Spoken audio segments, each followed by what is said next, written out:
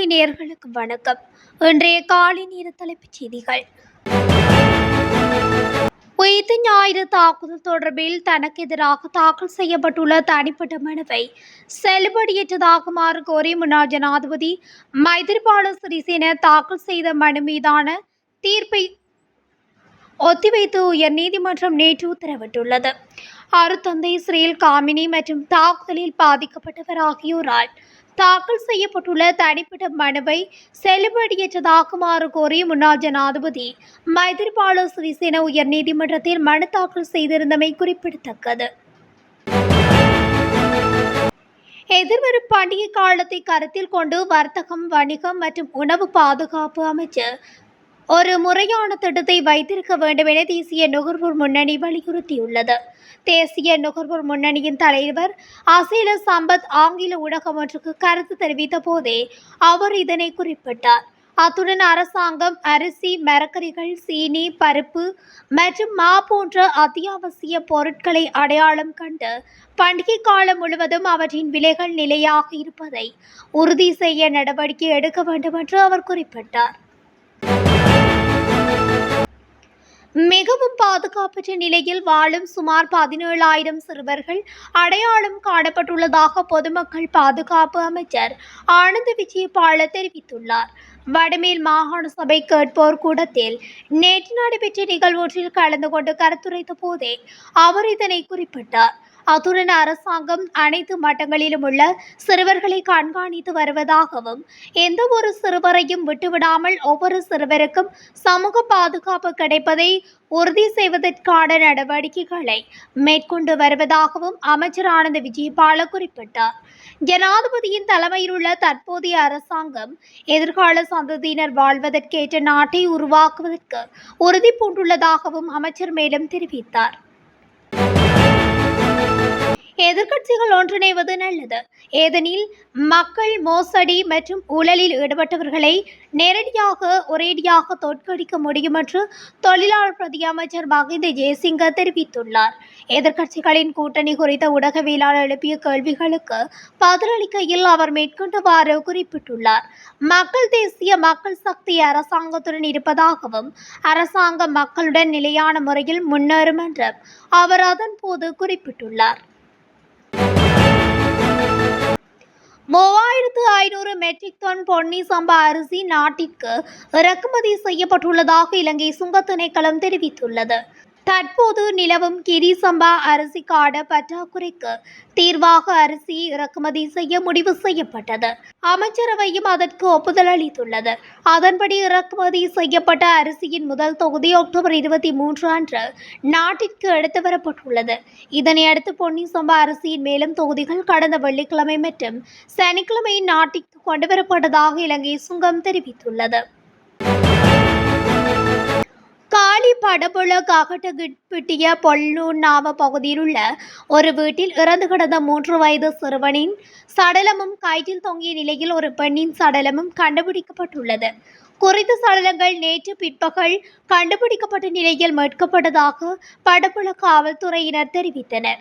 இவ்வாறு சடலமாக மீட்கப்பட்டவர்கள் சம்பந்தப்பட்ட வீட்டில் வசிக்கும் லகிது சம்பத் என்ற 3 வயது மற்றும் 6 மாத சிறுவன் மற்றும் சிறுவனின் தாயான இருனின் தில்ருக்ஷி ஆகியோர் என தெரிவிக்கப்படுகிறது. வீட்டில் கயிற்றில் தொங்கிய நிலையில் காணப்பட்ட பெண் தனது மகனை கொன்றுவிட்டு பின்னர் தானும் உயிரை மாய்த்து கொண்டிருக்கலாம் என காவல்துறையினர் சந்தேகம் வெளியிட்டுள்ளனர். இந்த ஆண்டின் அக்டோபர் மாதத்தின் கடந்த 3 வாரங்களில் மட்டும் 1,00,000க்கு மேற்பட்ட சுற்றுலா பயணிகள் நாட்டுக்கு வருகை தந்துள்ளதாக தகவல் வெளியாகியுள்ளது. சுற்றுலா அபிவிருத்தி அதிகார சபை வெளியிட்டுள்ள அறிக்கையில் இந்த விடயம் தெரிவிக்கப்பட்டுள்ளது. அதன்படி அக்டோபர் மாதம் 1ஆம் தேதி முதல் 23ஆம் தேதி வரையான காலப்பகுதியில் 1,19,670 சுற்றுலா பயணிகள் நாட்டிற்கு வருகை தந்துள்ளனர். அத்துடன் இந்த ஆண்டின் இதுவரையான காலப்பகுதி வரையில் 18,40,164 சுற்றுலா பயணிகள் நாட்டுக்கு வருகை தந்துள்ளதாக அந்த அறிக்கையில் தெரிவிக்கப்பட்டுள்ளது. மத்திய அதிவேக நெடுஞ்சாலையில் இடம்பெற்ற விபத்தில் ஒருவர் உயிரிழந்துள்ளதுடன் 2 பேர் படுகாயமடைந்துள்ளதாக காவல்துறையினர் தெரிவித்தனர். இந்த விபத்து திங்கட்கிழமை அதிகாலை 4:30 மணியளவில் இடம்பெற்றுள்ளதாக தெரிவிக்கப்படுகின்றது. கார் ஒன்று முன்னால் பயணித்துக் கொண்டிருந்த லாரியுடன் மோதியதில் இந்த விபத்து இடம்பெற்றுள்ளதாக விசாரணையில் தெரிய வந்துள்ளது. குறித்த விபத்தில் ஒருவர் உயிரிழந்துள்ளதுடன் 2 பேர் படுகாயமடைந்துள்ளதாக காவல்துறையினர் தெரிவித்தனர். அசிஸ்ம சமூக பாதுகாப்பு திட்டத்திற்கு தகுதியான நபர்களை தேர்ந்தெடுக்கும் போது புதுப்பிக்கப்பட்ட மற்றும் துல்லியமான தரவு கட்டமைப்பு அவசியம் என உலக வங்கியின் பிரதிநிதிகள் வலியுறுத்தினர்.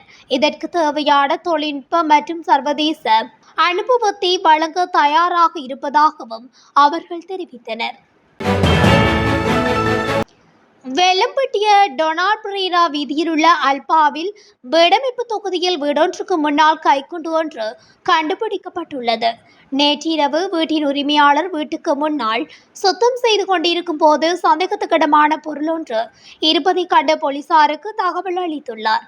அதன்படி வெள்ளம்பட்டிய போலீஸ் நிலையத்துக்கு 119 என்ற அவசர தொலைபேசி செய்தி மூலம் கிடைத்த தகவலின் பேரில் அங்கு போலீசாரினால் இந்த கைக்குண்டு மீட்கப்பட்டுள்ளது. அது பழைய குண்டு என கண்டறியப்பட்டுள்ளது.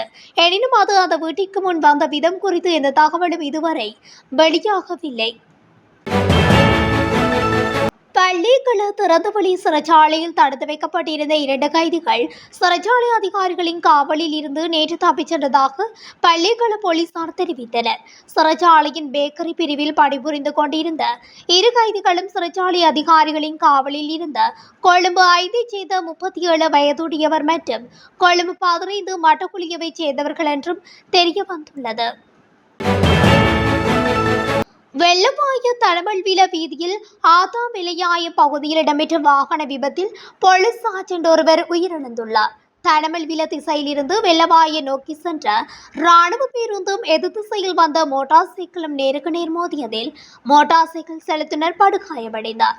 படுகாயமடைந்தவர் வெள்ளவாய வைத்தியசாலையில் சேர்க்கப்பட்டதன் பின்னர் உயிரிழந்துள்ளார். உயிரிழந்தவர் வெள்ளவாய ரஜமாவத்தைச் சேர்ந்த 36 வயதான போலீஸ் சார்ஜென்ட் ஆவார். காத்தான்குடி ஏத்துக்கால் கடற்கரை பகுதியில் இருந்து நேற்று காலை மீன்பிடி நடவடிக்கைக்காக கடலுக்கு சென்ற படகு ஒன்று கரைக்கு திரும்பிய போது கவிழ்ந்து விபத்துக்குள்ளாகியுள்ளது. இதனை அடுத்து பிரதேச மீனவர்கள் அயராத முயற்சியுடன் படகை மீட்டுள்ளனர். எனினும் படகு பகுதியளவில் சேதமடைந்துள்ளது.